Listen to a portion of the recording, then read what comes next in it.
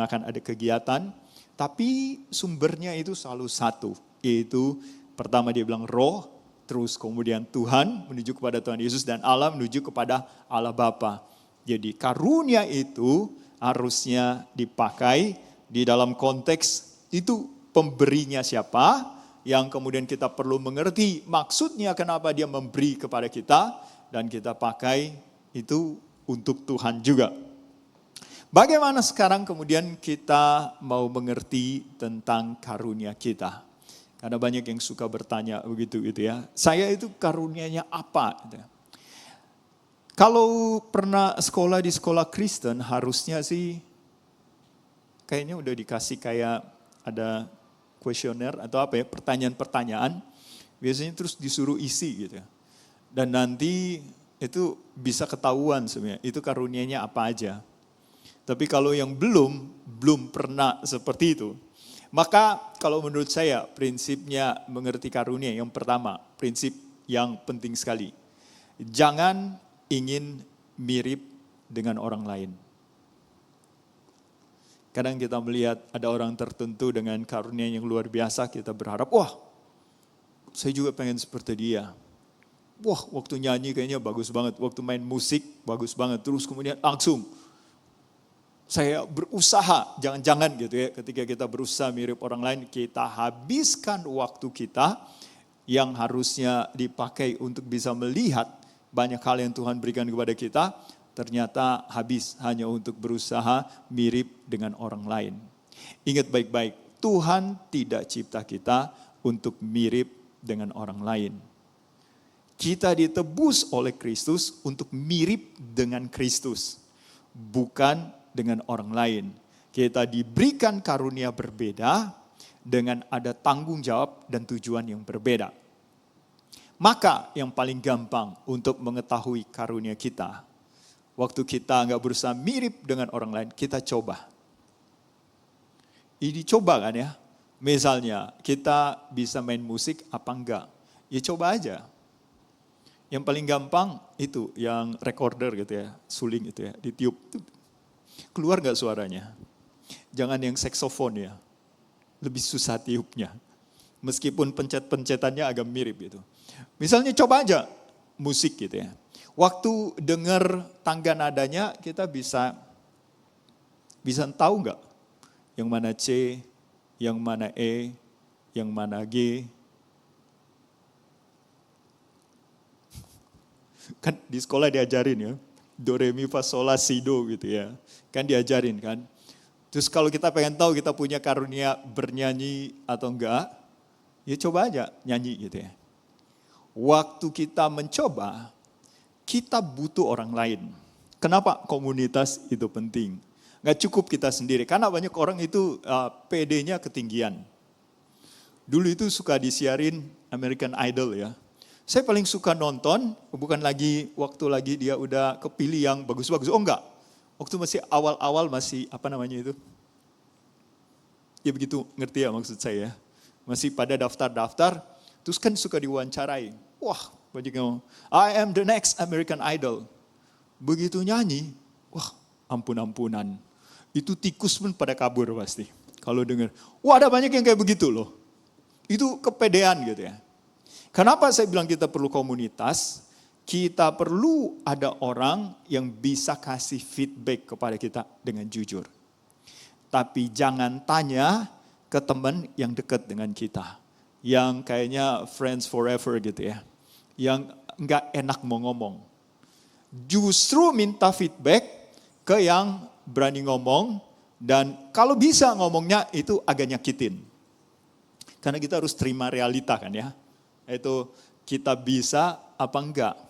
Ini saya kasih contoh misalnya dinyanyi gitu ya, atau main musik gitu ya. Ya kan bisa ketahuan dong gitu ya. Nggak perlu harus sampai jadi song leader dulu dengan singers, terus kemudian baru ketahuan gitu, itu punya karunia atau enggak. Kan dari latihan, dari coba kan ketahuan, main musik juga begitu. Ada orang kalau main musik sendiri, itu bisa bagus, tapi kalau bareng-bareng kayaknya agak susah gitu ya. Itu suka, mungkin karena basic dia belajar jazz gitu ya. Itu pengen improve sendiri gitu, improvisasi sendiri dan lari kemana-mana. Yang lain susah ngikutin gitu ya. Ada yang begitu gitu ya. Ada juga kebanyakan yang punya kerendahan hati terus ya pengen dengan yang lain. Nyanyi pun begitu. Ada yang lebih cocok jadi worship leader gitu ya. Dibandingkan kalau nyanyi di kayak choir. Saya termasuk yang suara saya nggak cocok di choir. Jadi kalau gabung dengan choir, saya harus jadi itu ya, soloisnya. Lu karena kan cocok suara saya gitu. Antara ke tenor atau terus kemudian bass, itu kayaknya enggak. Tapi kalau saya yang nyanyi solo, mereka yang jadi ini pernah soalnya gitu. Kayaknya agak bagusan. Dibandingkan saya ikut bareng-bareng, itu merusak gitu ya. Karena yang lain bagi suara 1, 2, 3, 4, saya suara 5. Yang false-nya. Gitu. Enggak, kita perlu tahu gitu ya. Dan perlu feedback dari orang lain, benar apa enggak gitu ya. Kita punya karunia seperti itu. Misalnya, saya dulu pendiam sekali. Tapi ikut latihan khotbah waktu masih mahasiswa, belum sekolah teologi ya. Waktu masih mahasiswa. Terus waktu Lokakarya membawakan renungan berkhotbah, kan disuruh satu persatu praktek. Saya pendiam dan kurang bisa ngomong. Tapi entah kenapa gitu ya. Ketika khotbah, itu yang pada ikut bilang, wah ini cocok kayaknya. Jadi hamba Tuhan, jadi pengkhotbah. Dari ngomong begitu, padahal saya pendiam. Susah mau ngomong. Memang sih belajar public speaking gitu ya. Tapi susah banget. Anehnya ketika membahas tentang firman Tuhan, itu bisa keluar begitu aja. Sampai waktunya habis pun, wah saya nggak peduli. Tapi sekarang saya peduli, tenang aja gitu. Jadi perlu coba minta feedback orang lain. Terus kemudian ya dipakai dalam pelayanan. Karena karunia rohani itu tujuannya di dalam jemaat, ya dipergunakan dalam pelayanan. Apa gunanya kita dikasih karunia, terus ya sudah. Kita cuma pakai misalnya waktu kita nyanyi di kamar mandi. Sekali-sekali direkam di YouTube, terus tanya feedback orang, itu gimana gitu. Terus ya kalau pada bagus, terus senang, terima kasih Tuhan. Udah memberikan saya karunia bernyanyi gitu ya. Ini cuma kelihatan yang karunia yang bisa kelihatan dalam pelayanan. Karunianya banyak sekali ya. Ada yang karunianya yang itu bisa jadi usher gitu ya. Gak semua kan bisa jadi usher ya.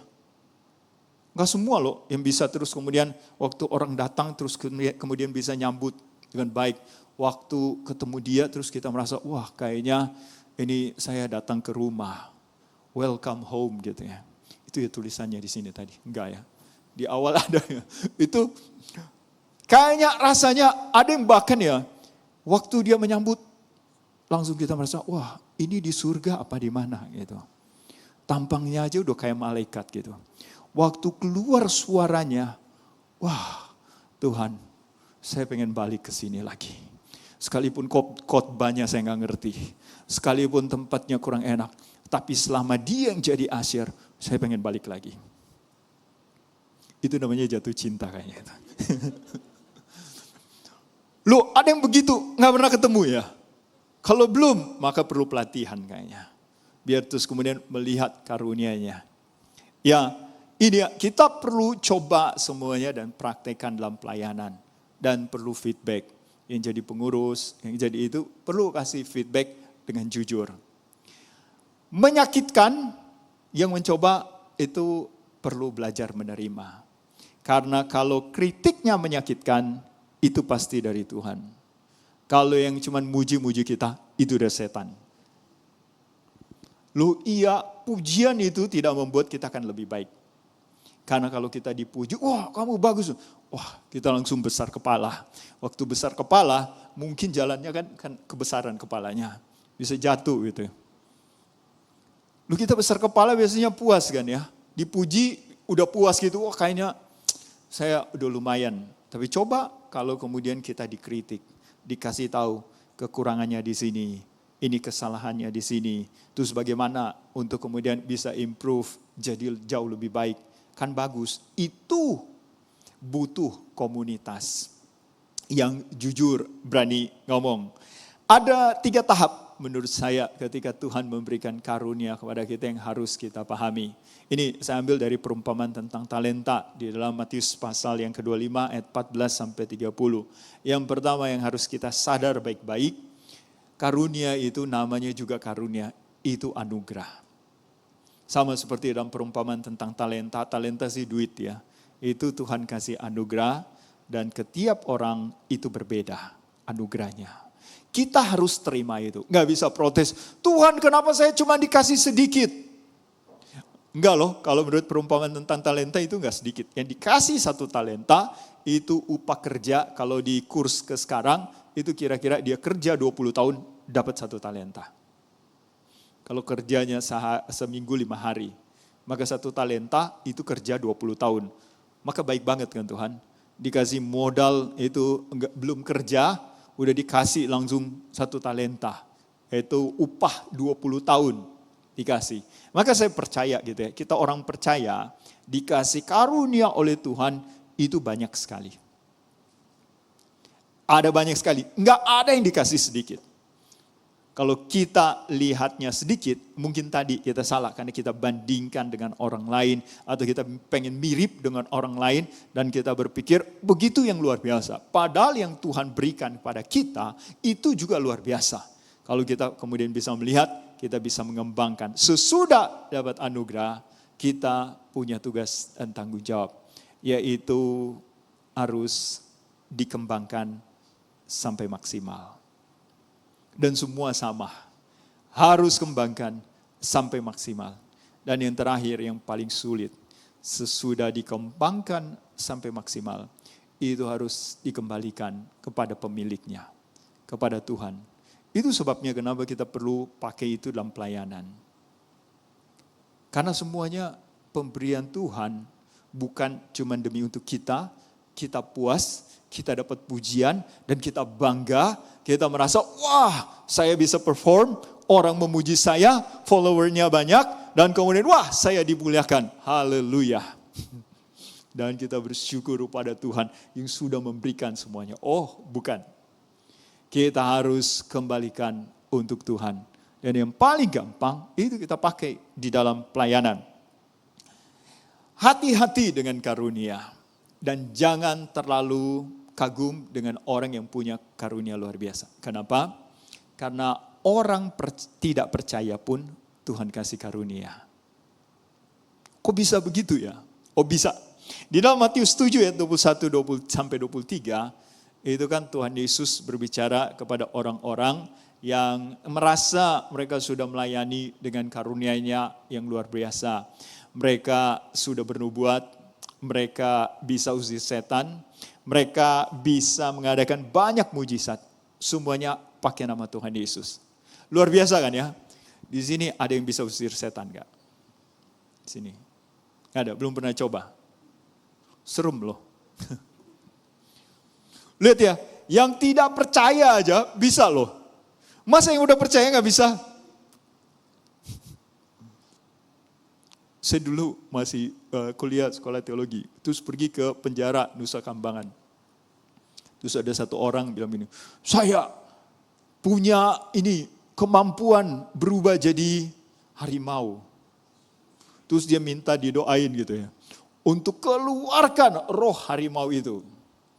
Terus kita doa bareng-bareng gitu ya, ada beberapa kita mahasiswa sekolah teologi gitu. Terus pada kasih buka mata, dia tiba-tiba berubah jadi harimau, ya kita lari.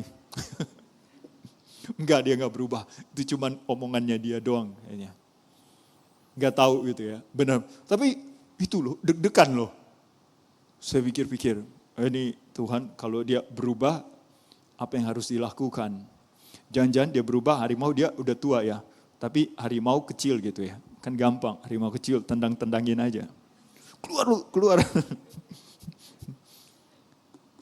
Ini ya, orang tidak percaya punya karunia yang luar biasa, bisa bernubuat, bisa usir setan, bisa mengadakan banyak mujizat. Pakai nama Tuhan Yesus. Tapi kata Tuhan Yesus, aku tidak pernah mengenal kamu. Enyahlah kalian semua pembuat kejahatan. Maka jangan terlalu kagum kepada orang yang punya banyak karunia. Karena karunia pun bisa Tuhan berikan, karunia rohani ya, bisa diberikan kepada orang yang tidak percaya. Lah, kalau diberikan kepada orang tidak percaya, terus buat apa diberikan kepada saya juga orang percaya? Oh, buat kita ada tujuan yang berbeda. Kalau diberikan kepada kita, ya dipakai untuk di dalam jemaat, biar kita bisa memuliakan Tuhan. Kalau orang tidak percaya, hanya dipakai untuk keuntungan mereka secara pribadi. Itu sebabnya yang mengadakan mujizat-mujizat, di bawahnya terus kemudian ada nomor rekening gitu ya. Loh, ngapain harus pakai nomor rekening gitu ya? Kalau untuk mengadakan seperti itu gitu ya. Zaman Tuhan Yesus gak ada kan ya. Maka sebagai penutup, sebelum waktu saya habis, udah habis kayaknya. Saya gak bisa lihat itu angka-angkanya berapa itu di belakang itu. Karunia yang Tuhan berikan kepada kita, itu bisa mendukakan Roh Kudus yang sudah memberikan kepada kita. Caranya bagaimana? Waktu kita sombong atau juga minder. Dua-duanya itu ya. Loh, kok minder juga terus kemudian mendukakan? Oh, mendukakan. Karena minder itu sombong juga sebenarnya. Cuman sombongnya kebalik. Orang itu kalau minder, dasarnya karena dia sombong, dia bandingkan dengan orang lain. Maka dia minder. Maka jangan minder ya. Bukan cuma jangan sombong, jangan minder. Apapun yang Tuhan berikan, kita bisa lihat bahwa ini luar biasa yang berasal dari Tuhan. Ya, orang punya kekurangan, ya memang ada. Tapi yang hebat pun karunia-Nya, itu gak tiba-tiba jadi langsung hebat. Perlu ada proses kan. Kan perlu dilatih juga kan ya. Karunia-Nya sih besar, tapi kan perlu latihan. Misalnya, orang main main gitar di belakang. Dia tiba-tiba bisa main gitar. Karena wah Tuhan kasih karunia. Jadi begitu lihat gitar, langsung dimainin gitu ya. Terus dalam pelayanan, dia tinggal tanya, lagu apa? Sudah, gak perlu latihan. Saya karunianya luar biasa gitu. Langsung terus dimainin. Itu worship leadernya nyanyi, dia langsung tahu, oh itu nada dasarnya apa. Terus dimainin. Meskipun gak pernah dengar lagunya, ya langsung bisa tahu semuanya. Ada sih ketika jadi profesional bisa sampai ke situ, tapi kan sampai ke situ itu ada prosesnya.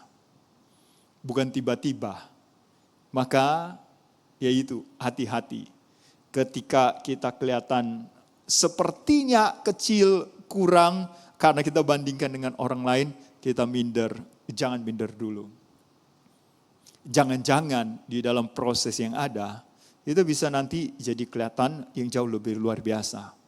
Tapi biasanya kalau mulainya dari minder, waktu dia kelihatan luar biasa, biasanya akan sombong. Karena gak diberesin waktu mindernya itu. Dan akan kebalik. Contohnya dalam Alkitab itu Saul. Waktu dipilih jadi raja dia minder. Tapi kemudian begitu jadi raja, wah sombongnya minta ampun. Bisa mendukakan Roh Kudus juga kalau karunia itu hanya kita pakai untuk diri sendiri.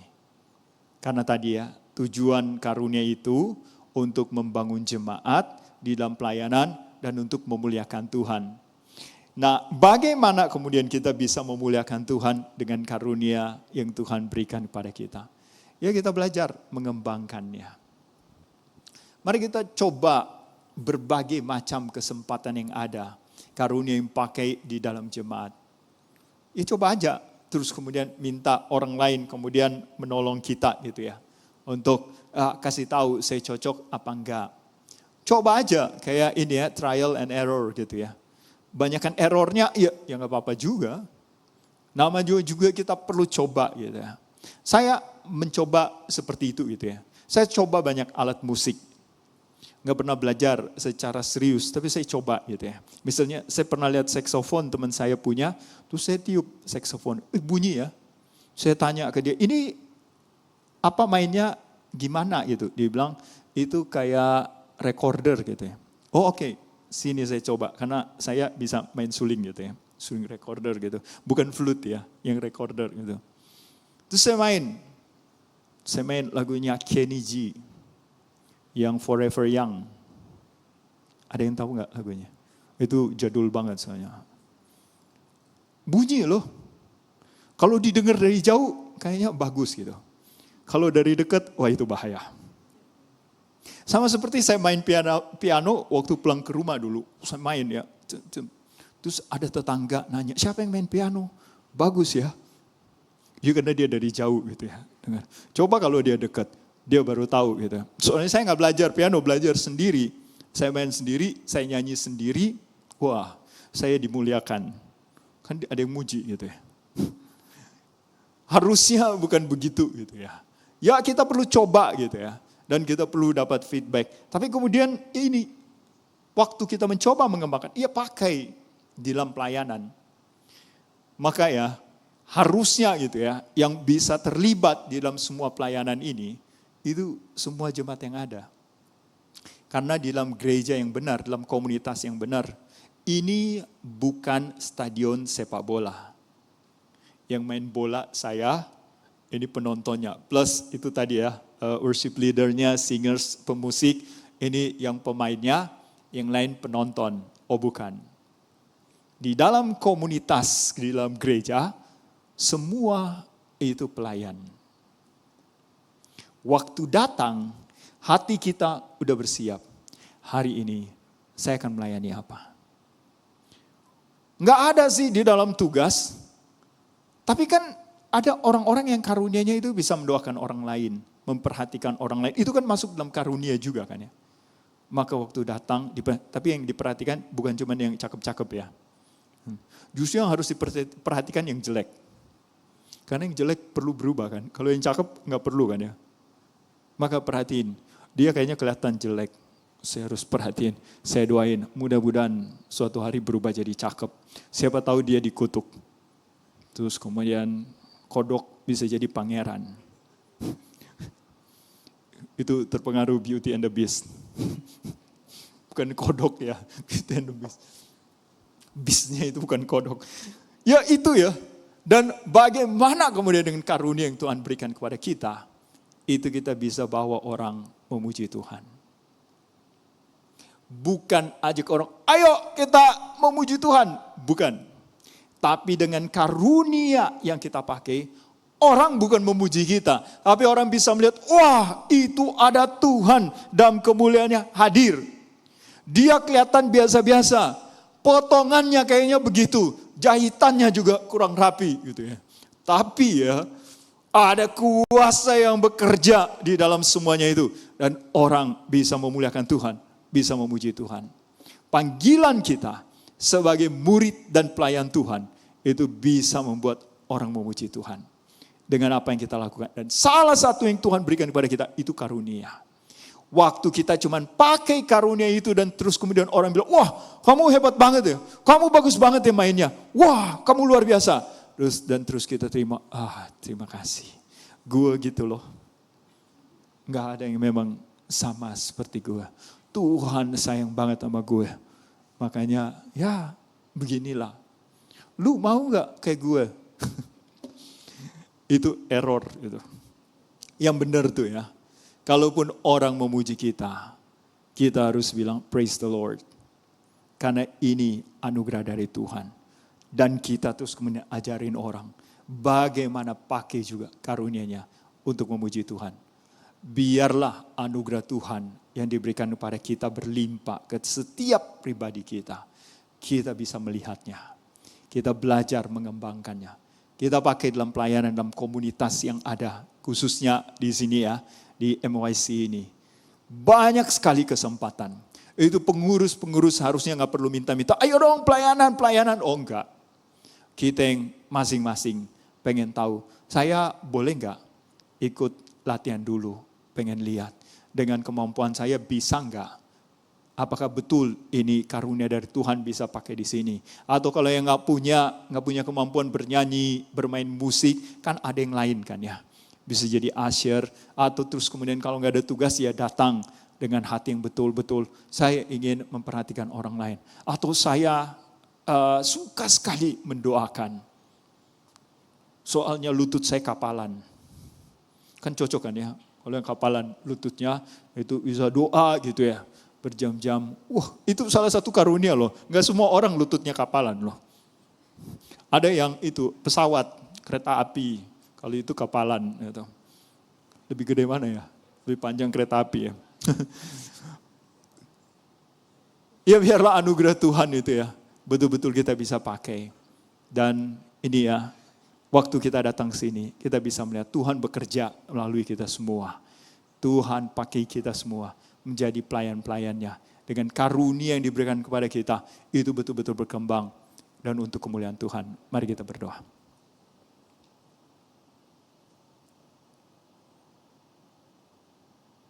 Bapa, singkapkan kepada kami apa yang menjadi karunia kami masing-masing. Mampukan kami untuk bisa memakainya dalam pelayanan khususnya di MYC ini.